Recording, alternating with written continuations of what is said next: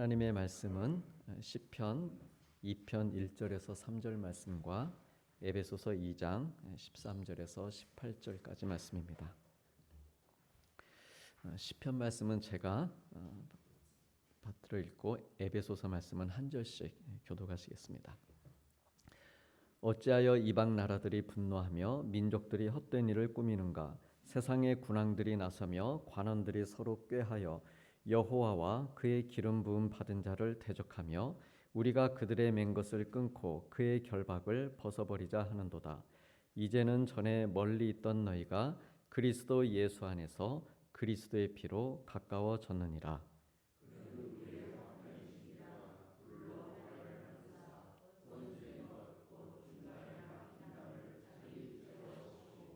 법조문으로 된 계명의 율법을 폐하셨으니 이는 이 둘로 자기 안에서 한 새 사람을 지어 화평하게 하시고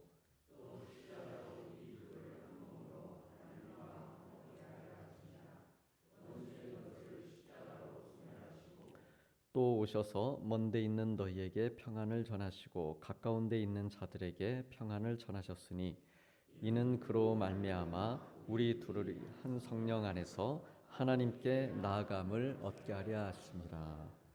아멘. 하나님께서 이 말씀으로 우리에게 은혜 주시길 원합니다. 오늘 또 고난주간 셋째 날 아침을 맞이해서 하나님 앞에서 먼저 말씀으로 시작하는 우리 모든 성도님들, 우리 예배당에서 또 가정에서 하나님을 찾는 우리 모든 성도님들에게 하나님 주시는 큰 화평의 은혜가 임하시기를 주님의 이름으로 축복합니다. 사람이 사는 곳에는 어디나 이 매파와 비둘기파가 있습니다. 매파는 주로 한번 붙어보자는 사람들입니다. 싸워서 상대방을 제압해야 우리가 산다라고 주장을 합니다. 그 마음 밑바닥에 내가 잡아먹지 않으면 잡아먹힌다라고 하는 두려움이 깔려 있습니다. 그런가 하면 비둘기파는 비둘기가 상징하는 바대로 평화를 앞세웁니다. 싸우지 말자. 웬만하면 서로 양보하면서 잘 지내자. 그래서 여기에는 서로에 대한 믿음이 요구됩니다. 온갖 의구심에도 불구하고 서로를 믿어주면 화평이 가능해집니다. 물론 매파는 무조건 다 틀렸고 비둘기파는 항상 옳다라고 말할 수는 없지만 대체로 세상은 이 매파들에 의해 전쟁의 불행을 가져왔고 또 비둘기파들에 의해 평화의 축복을 누렸습니다. 우리 성도님들 매파이십니까? 비둘기파이십니까? 우리는 다 비둘기파 쪽에 속한 사람들이죠.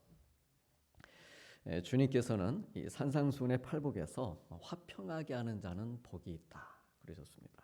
그들이 하나님의 아들이다, 하나님의 딸이다, 일컬음을 받을 것이다라고 말씀하셨습니다.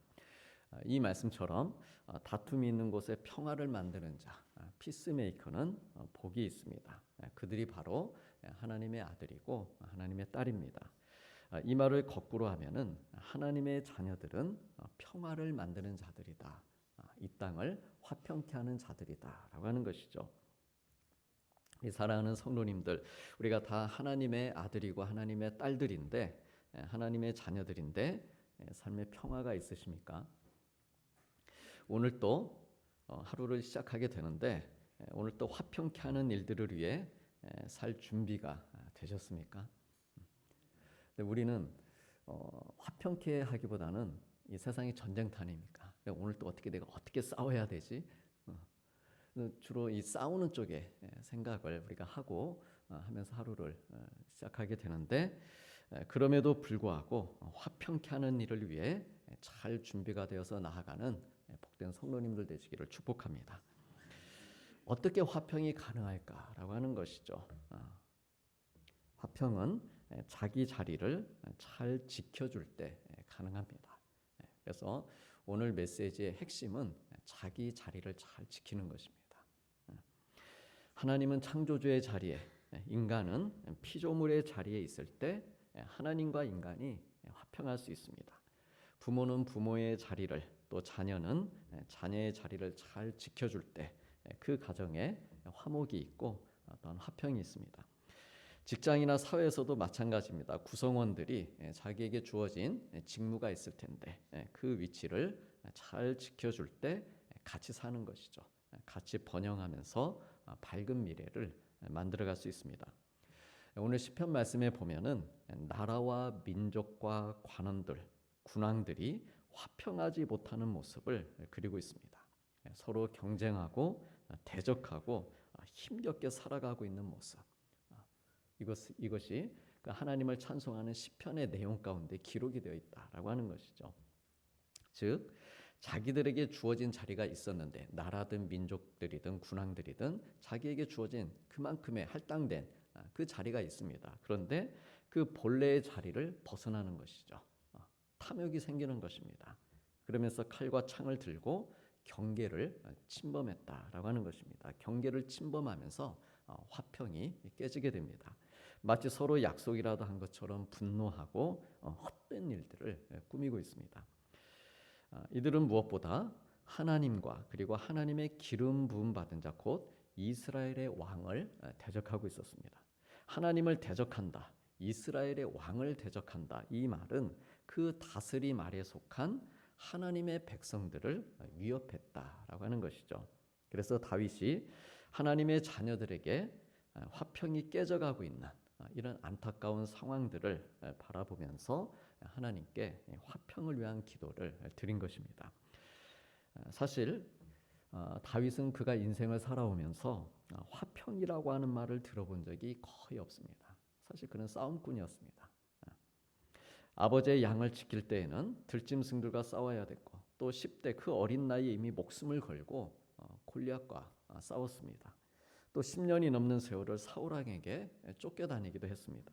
그런데 그렇게 매번 인생의 때마다 위기가 찾아오고 화평이 깨지는 그런 상황들마다 하나님께서 그와 함께 하셨습니다. 그를 위로해 주셨고 그를 보호해 주셨고 사는 길로 인도해 주셨습니다.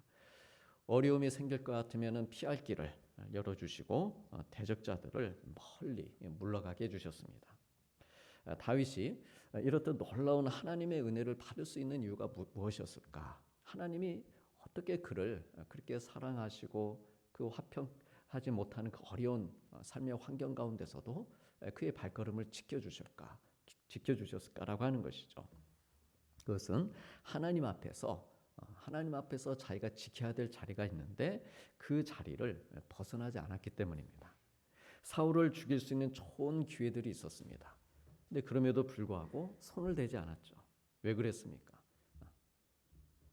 사울의 생명이 비록 그 사람이 자기를 괴롭히는 사람이라 할지라도 저 사람의 생명이 하나님께 속한 것이다. 그렇게 생각했기 때문입니다. 하나님께서 다윗 자기의 창조주이실 뿐만 아니라 사울의 창조주도 되신다. 이것을 믿었고 고백하며 살았기 때문입니다. 자기가 기름 부음을 받았는데 나에게 하나님께서 기름을 부어주신 것처럼 저 사울에게도 하나님께서 기름을 부으셔서 나보다도 앞서 왕으로 세워주셨다. 그것을 인정했기 때문입니다. 그래서 다윗은 자기가 비록 고난을 당하고 또 도망을 다니면서도 그 선을 넘지 않았다라고 하는 것이죠. 자기가 경험하는 상황은 화평하지 못했습니다. 불안했습니다. 더 열악해지고 두려운 상황들의 연속이었습니다. 그러나 하나님과 자신의 상황은 어땠습니까? 화평했습니다. 평안했다라고 하는 것이죠. 우리 성도님들, 내 삶의 정황이 힘들고 어려울 수 있습니다. 뒤틀려 있을 수 있습니다. 상황은. 그러나 하나님과 나와의 사이는 그럼에도 불구하고 우리가 내 자리를 잘 지켜갈 때 화평할 수 있다. 그 관계는 마치 태풍 속의 찻잔처럼 그렇게 흔들림 없이 잔잔한 그런 삶을 우리가 유지할 수 있다라고 하는 것이죠. 다윗은 하나님과 자기와의 상황이 화평했기 때문에 그러므로 인내할 수 있었습니다. 그래서 믿음도 지킬 수 있었고 담대하게 세상을 향해 나갈 수 있었습니다. 지난 날을 돌이켜보면 그는 자기 자리를 벗어난 적이 없었습니다.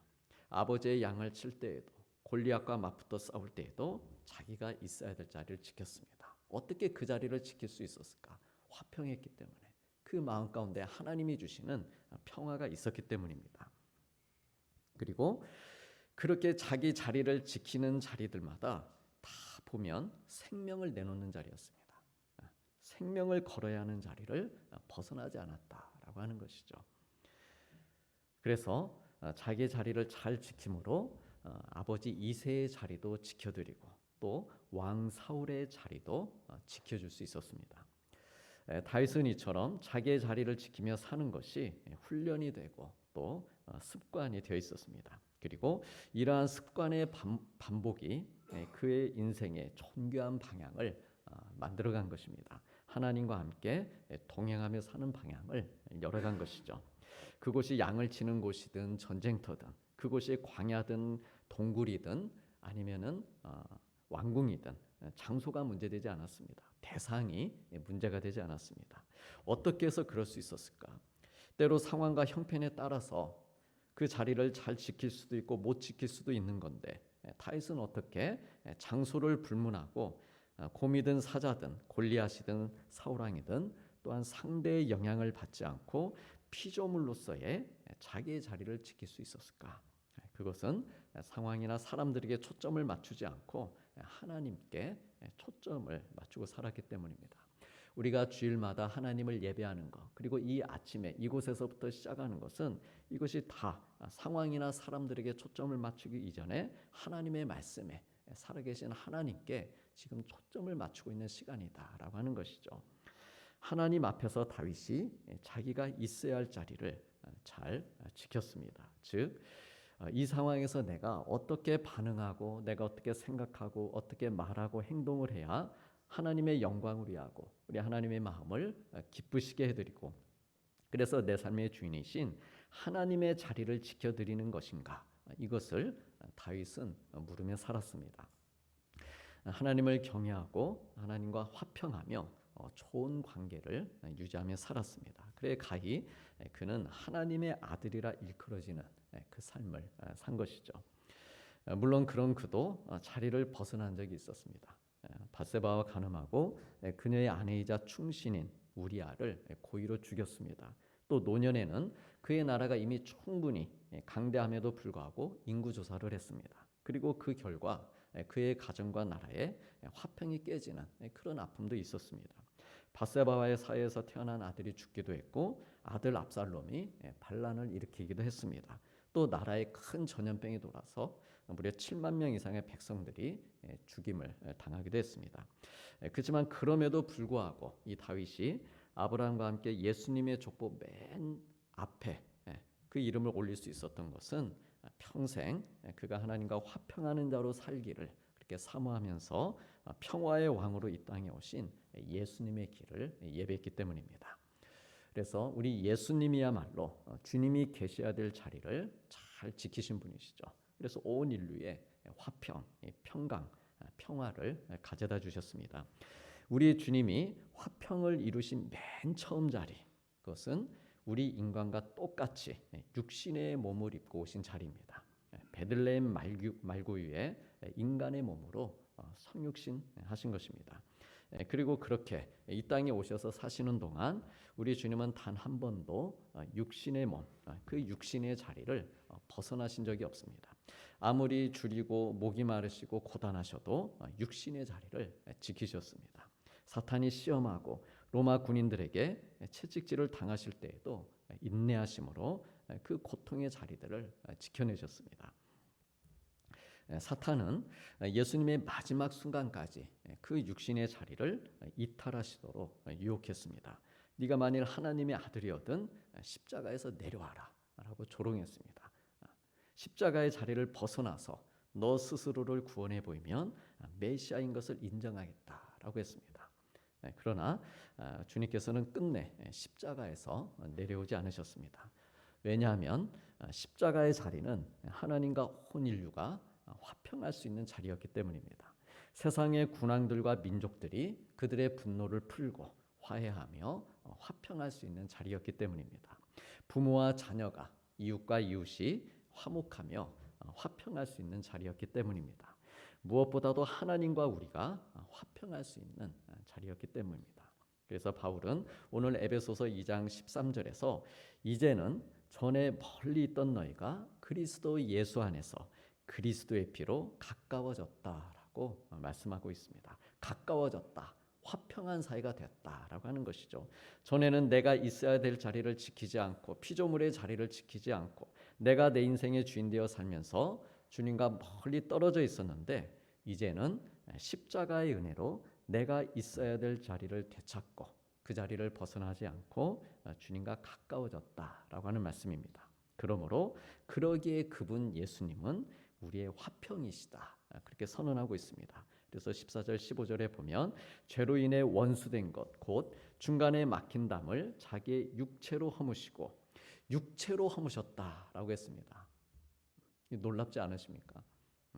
영으로 허무시고 이게 아닙니다. 중간에 막힌 담을 허무셨는데 육체로 허무셨다는 겁니다. 육체로 있어야 될 그 자리를 벗어나지 않으셨다는 것이죠. 끝내 그 연약한 육신의 자리를 지키셨다라고 하는 것입니다. 그래서 그 육체로 허무시고 주님 안에서 우리를 새 사람으로 지으셔서 화평을 누리게 하셨다라고 말씀하고 있습니다. 우리 사랑하는 성도님들, 우리 주님은 참으로 우리의 화평을 위해 오셨고 또 십자가의 사랑, 구원의 은혜를 통해서 우리의 마음과 삶에 화평을 심어주셨습니다. 그리고 우리 역시 화평의 사람들로 살기를 바라십니다. 즉 하나님 앞에서 내가 있어야 될 자리, 그 자리를 알고 그 자리를 지키며 화평의 사람으로 살아가기를 바라십니다. 물론 사탄은 가만히 있지 않을 것입니다. 사탄은 가만히 있지 않았습니다. 하나님께서 나를 온전한 자리에 세워두는 것을 사탄은 결코 원치 않습니다. 하나님과 나의 사이가 내가 사이좋게 화평하게 사는 것을 시기하고 가족과 이웃들, 직장 동료들과도 화평하게 사는 꼴을 보지 못합니다. 태초의 아담과 하와 때부터 이미 그래 왔고 또 예수님께서 십자가로 화평케 하실 때에도 사탄은 그랬습니다.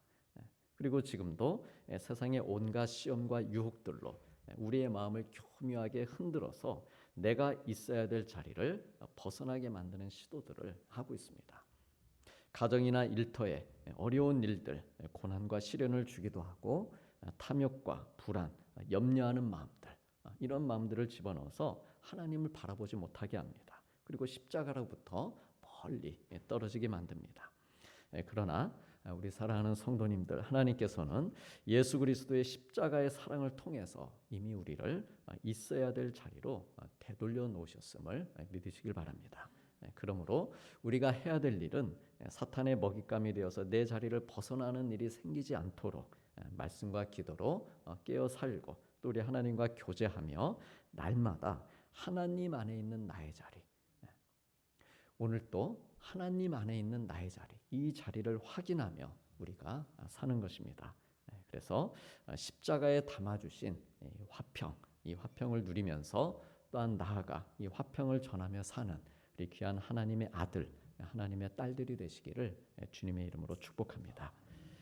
오늘 주신 말씀을 놓고 같이 기도하겠습니다. 주님, 십자가의 사랑을 통해 다시 찾아주신 저희 자리를 잘 지킬 수 있도록 항상 하나님을 사랑하며 믿음으로 살게 하여 주시옵소서. 그래 구원받은 하나님의 자녀의 이 자리를 참으로 소중히 여기고 감사하며 세상의 고난과 유혹이 혹 올지라도 이 귀한 자리 잃지 않고 하나님과 가족과 이웃들과 더불어 화평을 누리며 살게 하여 주옵소서라고 시간같이 기도하시겠습니다.